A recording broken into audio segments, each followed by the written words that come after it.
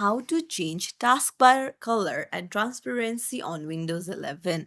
Hey everyone, welcome back to the channel. If you are new here, don't forget to hit the subscribe button and turn on the notification bell to not miss any updates. Today I'm going to show you how you can easily change the taskbar color and the transparency on Windows 11. But let me tell you that to change the taskbar color, it is only possible in dark mode. So you will need to change your laptop into dark mode. I'll show you how. For that, you'll need to go to the settings, just open it up, and then on the left hand side, go to personalization and then go to colors.